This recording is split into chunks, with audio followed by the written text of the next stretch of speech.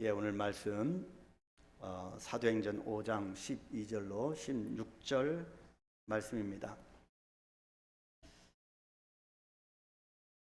사도행전 5장 12절로 16절 말씀 우리 다 같이 합독하겠습니다.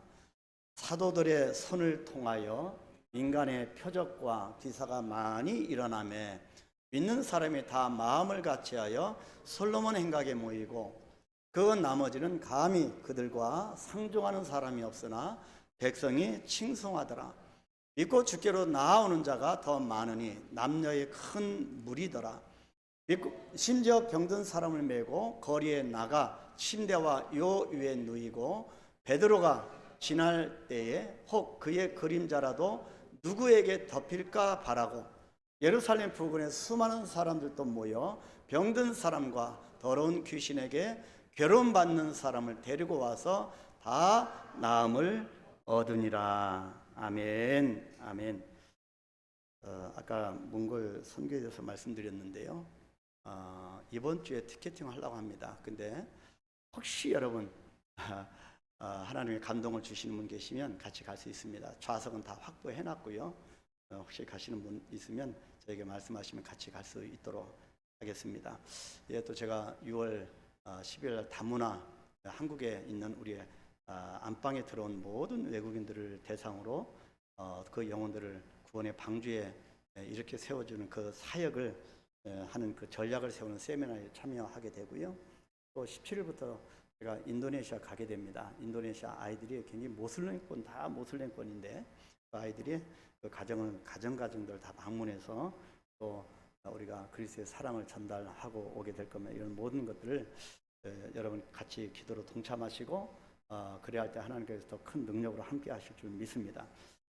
오늘 이 말씀을 우리가 한번 살펴보면서 지난주에 정말 좀 약간 참혹한 모습을 많이 봤습니다. 근데 우리 신앙생활이 참혹한 모습에만 머무르면 어떻게 우리가 견뎌갈 수가 있겠습니까?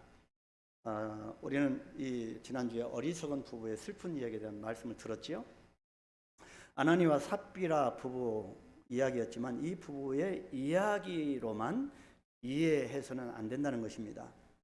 그러니까 초대교회의 그 엄청나고도 놀라운 사건을 이야기하면서 누가가 이 삽비라, 이 아나니아 이 부부의 죽음, 이 이야기를 기록하지 아니하면 안 될 정도로 이 사건은 대단히 구속사의 역사 가운데 긴급하고도 중요했던 것입니다. 성경의 어느 사건이나 구절이든 우연히 그냥 아무 의미 없이 기록된 것은 하나도 없습니다. 무엇보다도 하나님 나라라고 하는 그런 전체의 그림에서 볼 때 꼭 필요한 말씀이기 때문에 그래서 우리에게 강력하게 선포하고 있는 것입니다. 그러니까 초대교회의 영적 흐름에서 보면 아나니와 삽비라 이 사건은 반드시 매듭을 지어야 할 타이밍이었던 것입니다. 여러분, 우리가 참 타이밍이 중요합니다. 하나님의 축복을 받을 타이밍, 또 사탄이 우리를 공격하는 그 타이밍을 포착하는 것, 분별하는 것, 또 하나님이 우리를 끊임없이 부르시는 그 소명을 우리가 깨닫는 그 타이밍, 정말 타이밍이 중요합니다. 자, 예수님의 승천 이후에 약속하신 대로 성령의 강력한 임재가 있었고 그에 따른 표적과 기사와 이적의 역사가 나타나게 되었습니다.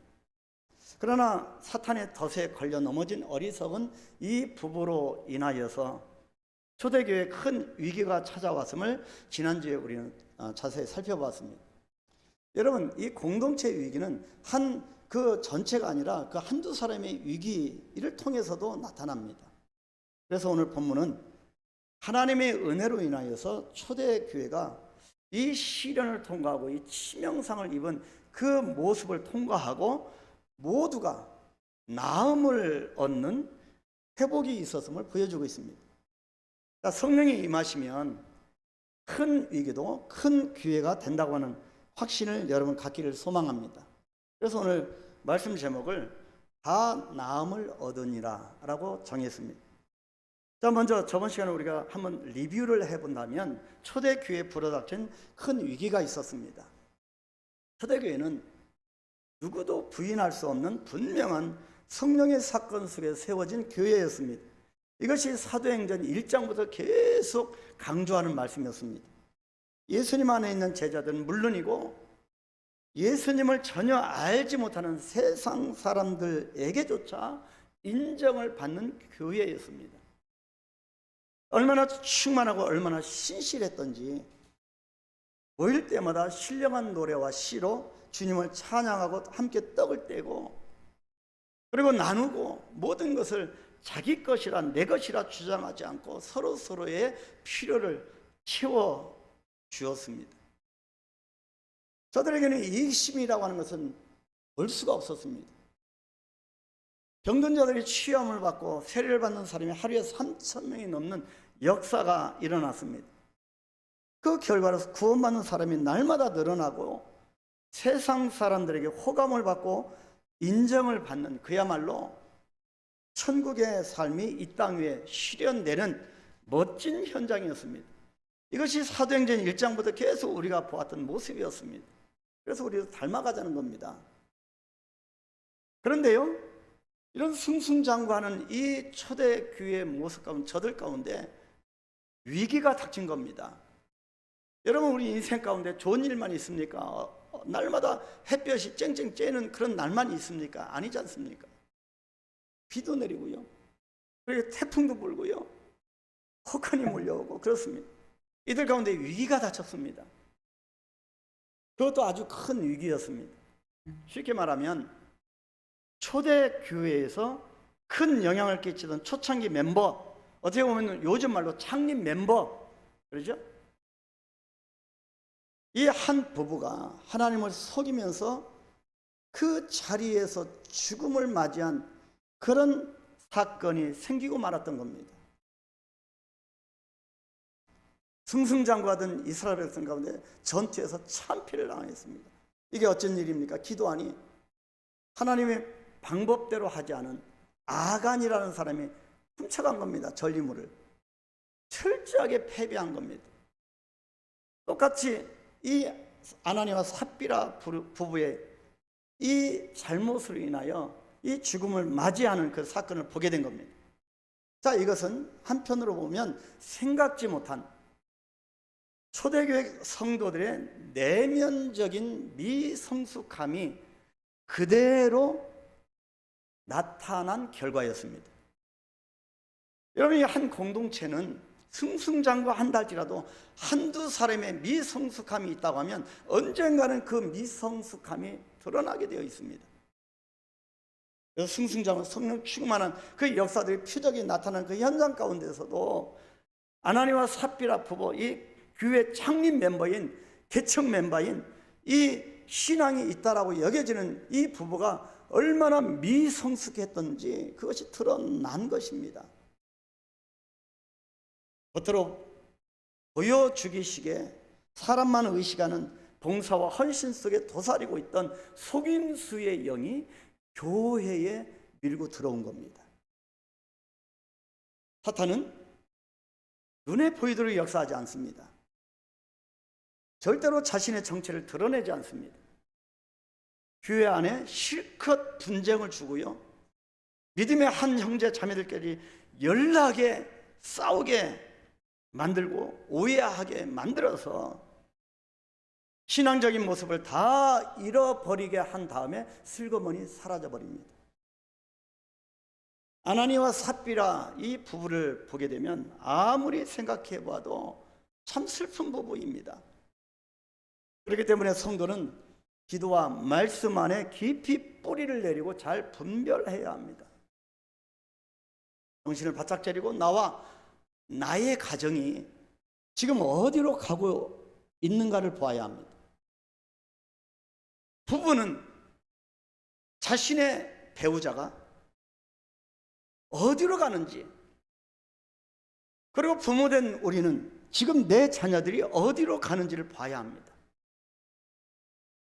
그런데요, 정말 기도를 안 하면, 정말 하나님의 말씀 안에 우리가 살지 않으면 이 세상, 화려한 이 세상 가운데서 말씀이 없으면 이것이 안 보인다는 것입니다.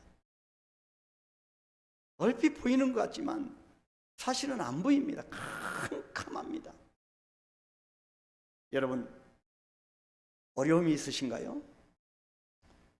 정말 풀려야 하는 시급한 문제가 있으세요?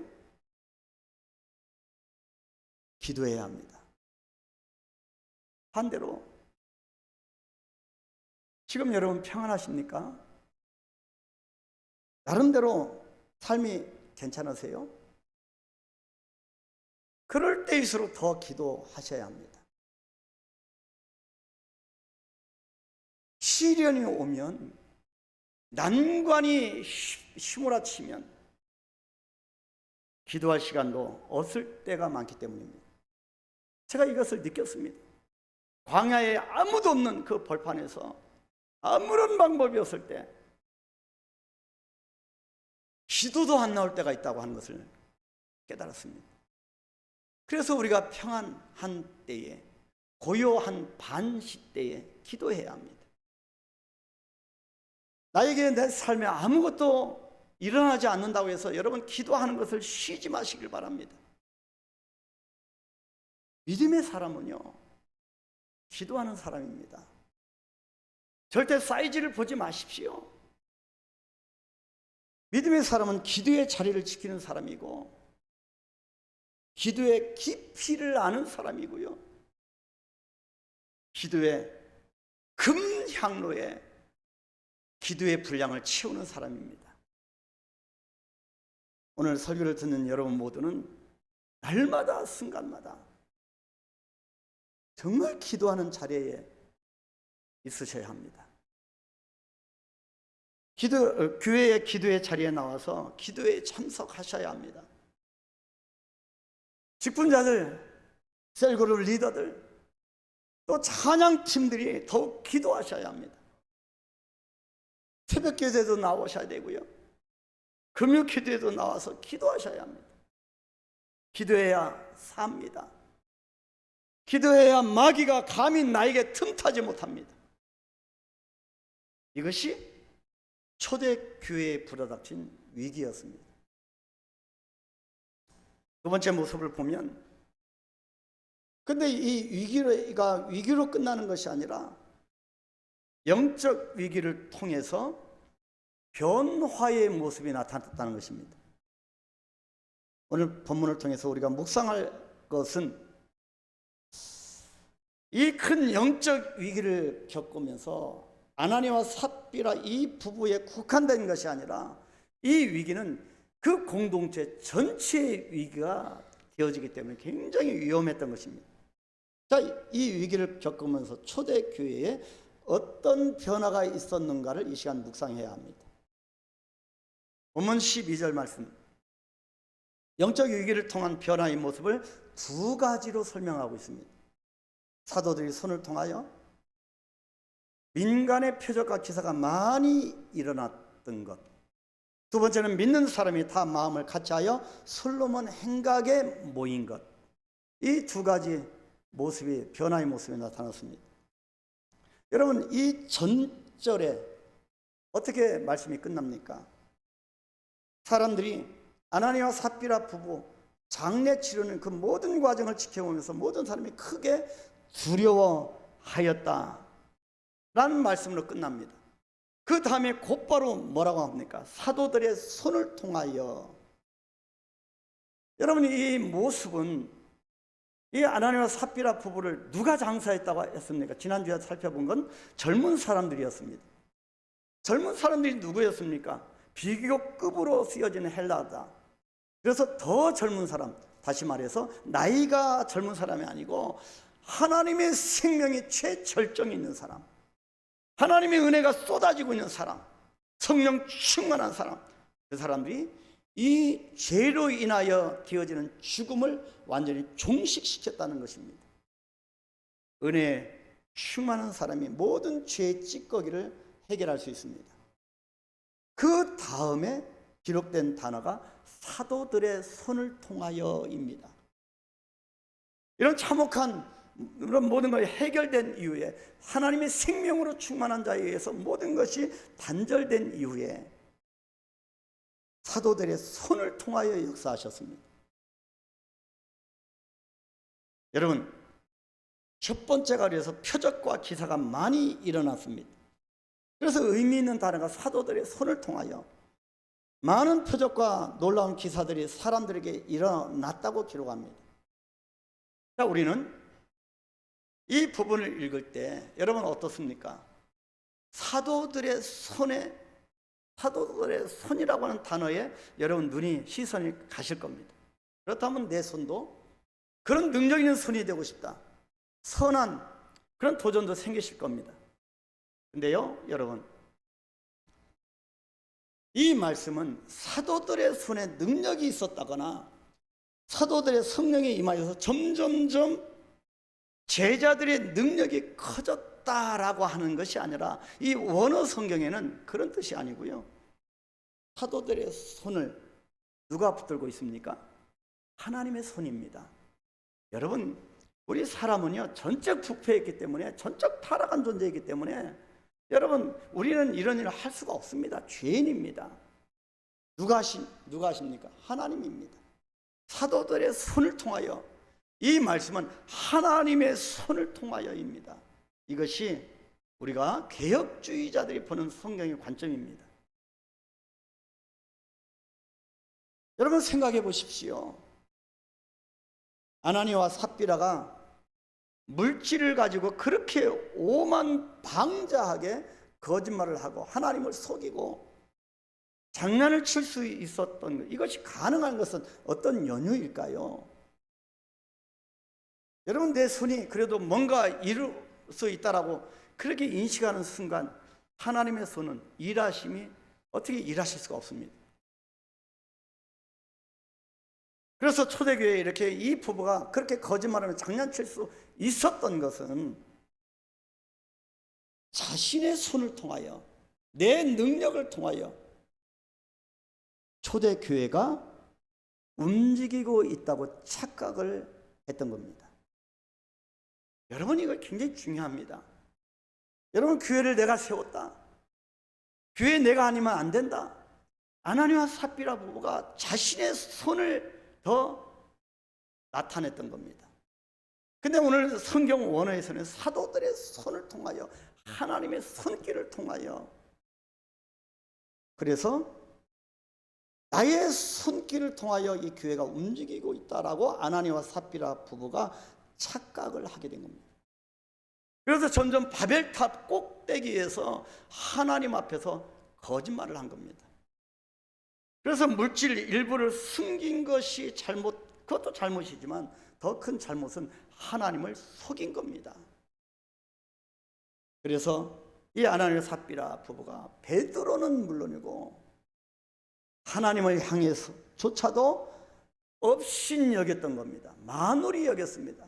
하나님은 만홀히 업신여김을 당하지 않는다 합니다. 이것은 초대교회에 심각한 신앙의 위기가 왔음을 말해줍니다. 그렇다면 우리 한강교회는 어떻습니까? 초대교회의 위기는요, 처음부터 물질주의와 인본주의였습니다. 자기 손길이 위대하다고 착각한 겁니다. 그런데 감사하게도 초대교회는 이 부부의 사망 사건을 계기로 하나님의 손을 매 순간 의식하는 교회가 되었던 겁니다. 이것이 타이밍입니다. 오직 하나님의 손을 보기 시작했고요, 자기들의 손을 다 내려놓고, 자기의 명예를 내려놓고, 인간적이고 물질적인 모든 비본질적인 걸 다 내려놓고 오직 하나님의 손을 보기 시작했습니다. 오직 하나님의 일하심을 보기 시작했습니다. 하나님께 영광을 돌리면서 표적과 기사가 많이 일어나는 변화들이 그때부터 나타나기 시작한 겁니다. 이것이 놀라운 축복입니다. 그래서 교회는 사람으로 운행되지 않습니다. 하나님께서 하시는 겁니다. 여러분, 여기저기에 묻어 있는 나의 손때를 제거하는 것이 진짜 믿음입니다. 이런 성숙된 믿음의 단계에 들어가면 그때부터 하나님의 손이 하십니다. 그래서 성경에는 하나님의 손이라고 하는 표현이 자주 등장합니다. 우리의 모든 힘을 다 뺄 때 하나님이 역사하십니다. 여호수아 4장 24절, 이는 땅의 모든 백성에게 여호와의 손이 강하신 것을 알게 하며 너희가 너희 하나님 여호와를 항상 경외하게 하려 하심이라. 에스라 8장 31절, 우리 하나님의 손이 우리를 도우사 대적과 길에 매복한 자의 손에서 건지시리라. 여러분, 우리가 우리 스스로를 건질 수가 없습니다. 오직 하나님의 손만이 우리를 건지실 수 있습니다. 베드로전서 5장 6절, 그러므로 하나님의 능하신 손 아래에서 겸손하라. 이 무슨 말씀입니까? 너의 손때 묻은 거 다 제거하라는 것입니다. 여러분, 나의 손때를 제거하는 것이 자존심 상하십니까? 내려놓으십시오. 겸손하라. 때가 되면 너희를 높이시리라. 이것이 첫 번째 변화고요. 두 번째 변화가 마음을 같이하여 모이게 힘썼다고 합니다. 이것이 정말 중요합니다. 본문 12절 하반절에 믿는 사람이 다 마음을 같이하여 솔로몬 행각에 모였다. 모두 한 마음으로 솔로몬 행각에 모이기에 힘썼다고 하는 것은 믿는 사람들이 모이는 습관을 가졌다는 것입니다. 그들이 한 마음으로 모이기에 힘썼음이 큰 변화이고 축복입니다. 왜 그렇습니까? 삽비라와 아나니아 부부의 이 사망 사건을 사람들로 하여금 경각심을 갖게 하고 크게 두려워하게 만들고, 그 가운데서 어떤 교육 효과가 있었냐면 아주 경건하고 거룩한 두려움을 갖게 하였고, 이 공동체를 정화시키는 훈련이 된 겁니다. 그래서 교회라고 하는 이 단어, 이 낱말이 오늘 사도행전 본절에서 처음으로 등장하게 된 겁니다. 행각에 모이고, 이것이 에클레시아입니다. 진정으로 이런 모든 시련을 통과하고 하나님의 손이 작동하는 것을 정말 깨달은 자들이 모인 겁니다. 가정에서 뛰쳐나오고요, 길거리에서 뛰쳐나오고요, 하나님이 부르심 앞에 에클레시아, 하나님의 안으로 부름받은 무리들입니다.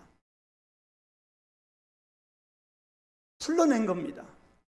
저와 여러분, 하나님의 놀라운 은총 안에 불러냄을 받은 사람들입니다. 그래서 공동체, 이렇게 공동체가 형성되는 거고요, 교회가 만들어지는 것입니다. 그래서 공동체와 교회는 하나님의 부르심의 산물입니다. 그래서 누구의 손때도 묻어서는 안 되는 것입니다. 공동체를 이룬다고 하는 것, 교회를 이룬다고 하는 것, 얼마나 큰 축복인지 모릅니다. 여러분들이 한강교회가 그렇게 부름받은 하나님의 백성들로 하여금 이루어진 공동체입니다. 거룩한 공동체입니다.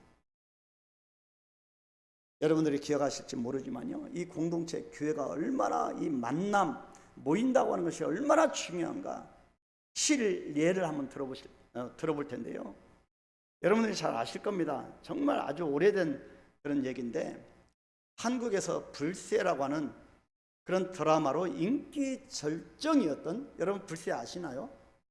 그 탤런트가 있어요. 근데 크리스찬이에요. 이은주라고 하는, 아시네요. 얼마나 저는 늘 말씀과 기도에 전무하느라고 드라마를 안 보실 줄 알았더니 잘 아시네요. 이은주라고 분명히 입술로 말씀하셨어요. 감사합니다. 근데 이분이 자살하게 된 거예요. 그녀를 아끼던 많은 사람들에게 충격을 주었습니다.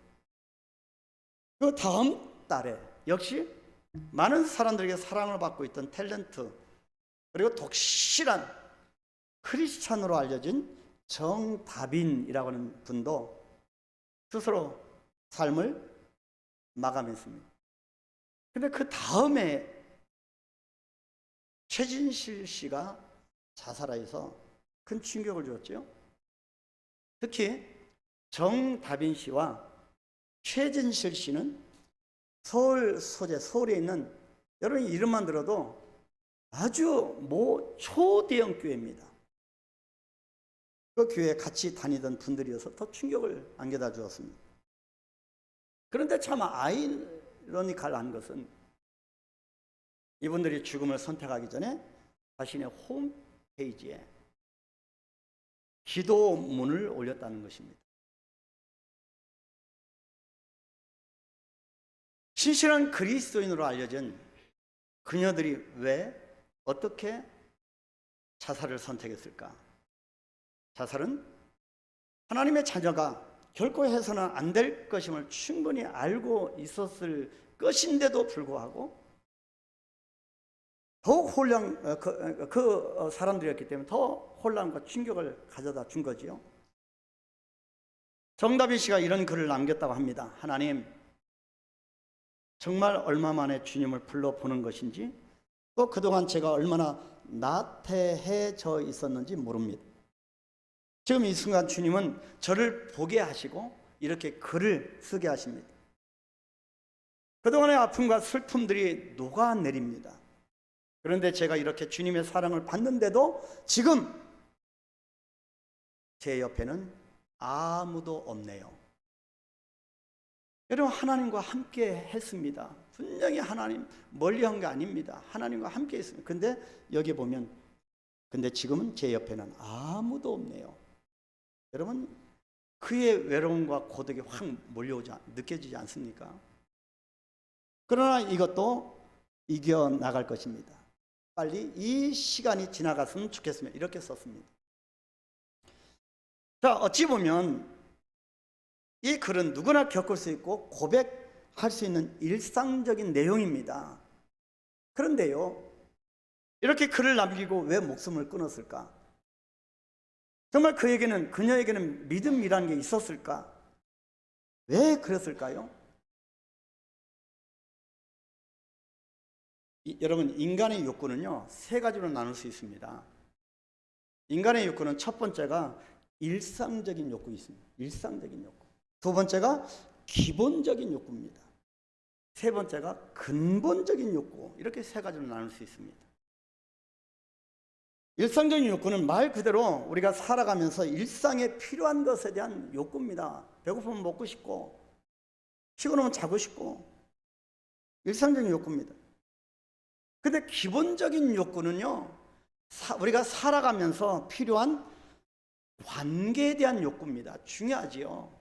관계에 대한 욕구. 사람은 혼자 못 삽니다. 그래서 우정도 필요하고 사랑도 필요하고, 어떤 사람은 존경도 필요하고, 멘토링, 그 멘토도 필요하고. 그래서 관계에 대한 욕구가 바로 기본적인 욕구입니다. 세 번째로 근본적인 욕구는요, 절대자에 대한 욕구입니다. 하나님에 대한 욕구, 종교적인 욕구입니다. 자, 이 세 가지가 채워져야 사람들은 건강한 삶을 살아갈 수가 있는 겁니다. 그런데 우리 인간은 일상의 의식주의 기초적인 욕구와, 그리고 아무리 절대자와의 최상급의 그런 욕구가 채워진다 할지라도, 다시 말하면 먹고 사는데 문제가 없고, 하나님이 나를 사랑하는 것 같고, 늘 하나님과 동행하는 것 같고, 내가 하나님을 믿는 것 같고, 그렇게 채워져도 두 번째 욕구, 이 사회적 관계에 대한 기본적인 욕구가 채워지지 않으면, 다시 말씀드리면 요즘 우리 한국에 혼식, 혼밥, 혼자 하는 게 많잖아요. 혼자 살아가는 사람이 많습니다. 외롭습니다. 고독합니다. 고독사가 많습니다. 그래서 이런 관계에 대한 기본적인 욕구가, 이 두 번째 욕구가 채워지지 않으면 의식주의 일상적인 욕구는 물론이고 최상급의 영적인 그런 관계에도 위기가 찾아온다는 것입니다. 신앙생활에도 위기가 찾아오고, 먹고 마시는 밥맛이 없어지는 거죠. 그래서 두 번째가 가장 중요한 욕구라고 할 수는 없지만, 이렇게 중요합니다. 그래서 앞서 언급한 이 세 사람 모두가 크리스찬으로서 일상적인 욕구와 더불어 주님과의 관계인 근본적인 욕구가 채워졌다고 보여집니다. 그 글에 의하면. 그죠? 주님과 함께한다.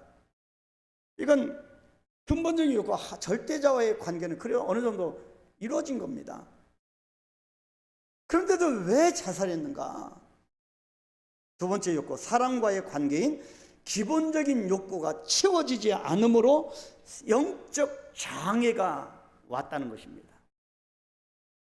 그래서 신앙 공동체에서 함께 나누는 진정한 교제의 결여가 얼마나 무서운 결과를 초래하는지를 보여주는 실예입니다. 우리가 교회는, 공동체는 에클레시아, 주님의 부르심으로, 불러냄으로 형성된 것입니다. 그 안에서 주님으로부터 부름을 받은 사람들끼리의 관계가 무너지면 그의 일상적인 삶도 무너지고 하나님과의 관계도 깨어진다는 것입니다. 우리 한강교회는, 또 여러분은 이런 두 번째 욕구, 이 관계에 대한 영적인 교제가 위기가 오지 않게 되기를 축복합니다. 중요합니다. 많은 교회들이 갈등이 오고 깨어지는 이유가 이 두 번째입니다. 인간의 고독과 외로움, 우울증은 홀로 자기만 가지고 있다고 해서 해결되는 문제가 아니라 좋은 만남을 통해서 치유될 수 있습니다. 말씀을 통해서 뿐만 아니라 여러분, 이 우리 한강교회 안에서 성도의 교제가 날마다 우리가 사도신경을 고백하지 않습니까? 사도신경에 대해서 설교를 하지 않았습니까? 성도의 교제입니다. 이런 교제가 정말 아름답게 진행되어지게 될 축복합니다. 그래서 그 모습을 보고 안 믿는 사람들도 흠모할 만한 것이 되어서 우리 한강교회 오고 싶어하는 그런 교회가 되길 축복합니다. 해결하셔야 합니다. 분명히 해결하지 않으면 공동체의 위기가 옵니다. 그래서 사람들의 삶 가운데서 믿음의 공동체와의 만남은 정말로 매우 중요한 요소입니다. 우리 좋은 교회로, 아름다운 하나님이 원하시는 교회로 우리 다 같이 만들어 갔으면 정말 좋겠습니다. 히브리서 10장 24절 25절, 서로 돌아보아 사랑과 선행을 격려하며 모이기를 피하는 어떤 사람들의 습관과 같이 하지 말고 오직 권하여 그날이 가까움을 볼수록 더욱 그리하자. 종말이 다가올수록, 주님이 오실 날이 가까울수록 더 그리하자는 것입니다. 모이기를 힘쓸 때 하나님의 축복이 시작됩니다. 그래서 모임 자체가 축복입니다. 그래서 두 번째 변화, 마음을 같이하여 모이기에 힘썼던 겁니다. 인생의 계절이 바뀌면, 여러분 우리 인생의 계절이 얼마나 바뀝니까? 그죠? 10대, 20대, 30대 끊임없이 우리가 한 해에도 인생의 계절이 막 바뀝니다. 쏜살같이, 오늘 기도하셨듯이 쏜살같이 흘러갑니다. 이 계절이 바뀌면서 또 뭐가 찾아옵니까? 좋은 것만 오는 것이 아니라 위기들도 옵니다. 그래서 이런 계절이 바뀌면서 찾아오는 위기들을 기회로 바꿔가시기를 축복합니다. 초대교회 사람들은 모이는 습관을 가짐으로 신앙적 위기를 기회로 만드는 변화가 일어났던 것입니다. 그렇다면 이런 변화가 나타날 때 찾아오는 것이 뭡니까? 축복입니다. 그래서 세 번째는 큰 시련을 겪은 후에 나타난 축복이 무엇인가를 한번 살펴보겠습니다. 그것이 본문 13절입니다. 큰 위기를 통과하면서 어떤 축복이 왔는지를 설명하고 있습니다. 그 나머지는 감히 그들과 상종하는 사람이 없으나 백성이 칭송하더라. 무슨 말입니까? 교회가 큰 시련을 이기고 견뎌내면 경건의 능력을 배우게 됩니다. 여러분, 에클레시아가 이때 처음으로 생긴 단어, 교회 단어입니다. 그 시험을 통하여, 이 환난을 통하여, 이런 아픔을 통하여 저들이 경건하고 거룩함을 배우게 된 겁니다.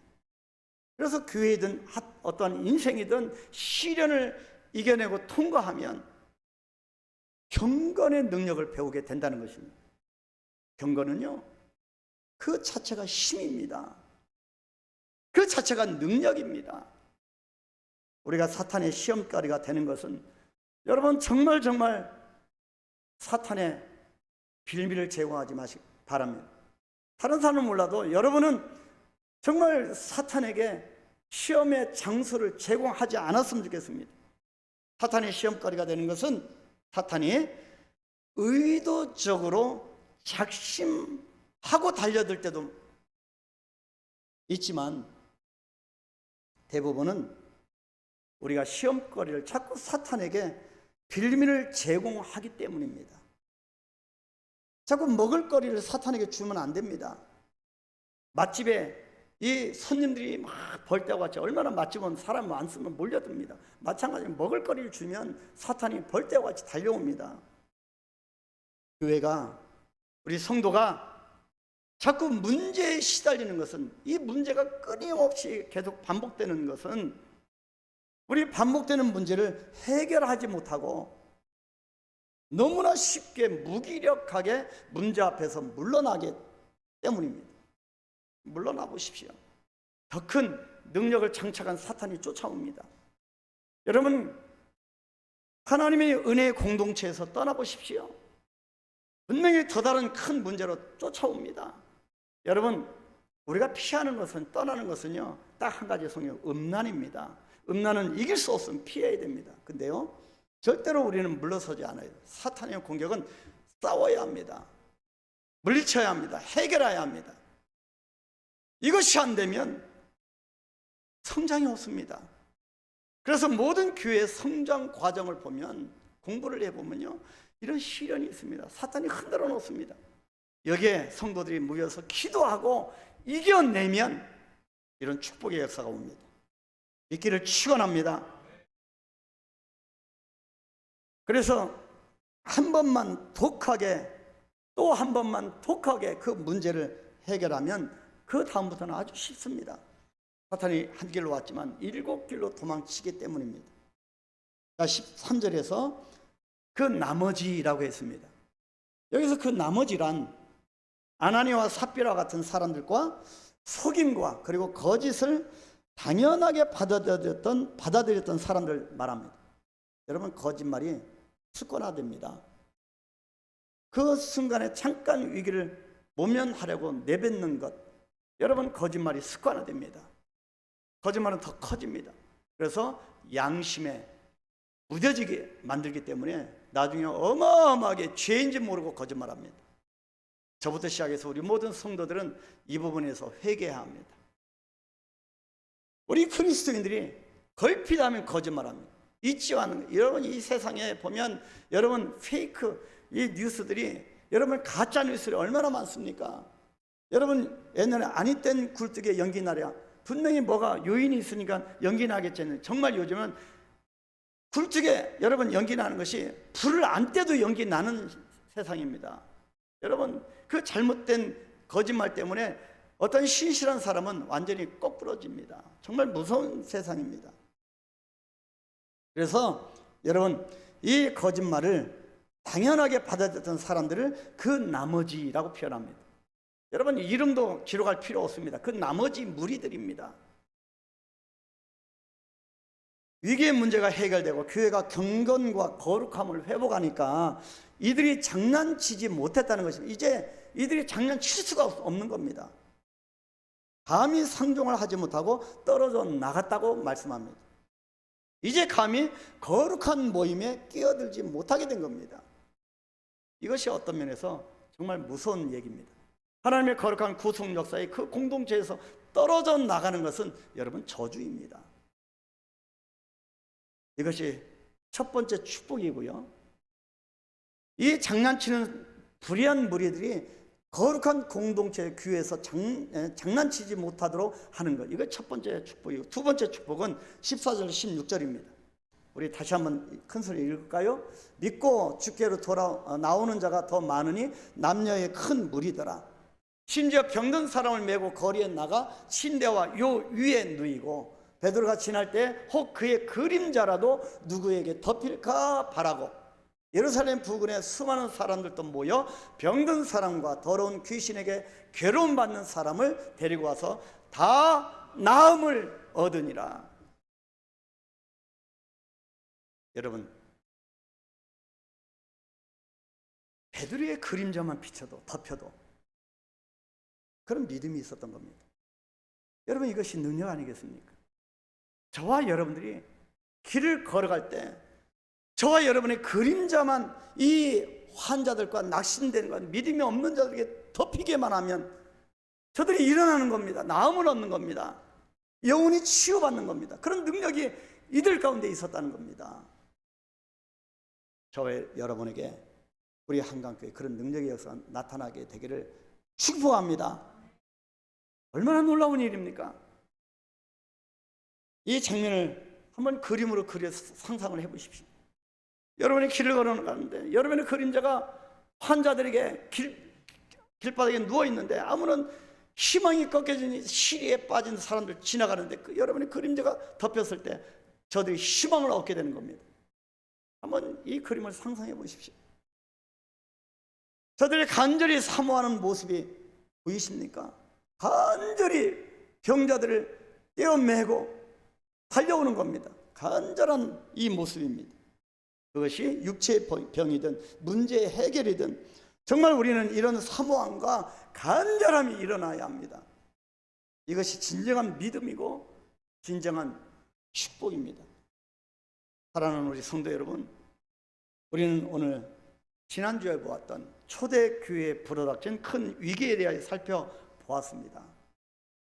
또 그 큰 위기를 통해서 큰 교회가 만들어지는 과정도 오늘 보았습니다. 영적 위기를 통과하면서 초대교회 성도들에게 일어났던 변화들은 표적과 기사가 많이 일어났고요. 마음을 같이하여 모이게 힘쓰는 모습이었습니다. 우리 모이십시다. 기도회로 모이시고 모이십시다. 기도하십시다.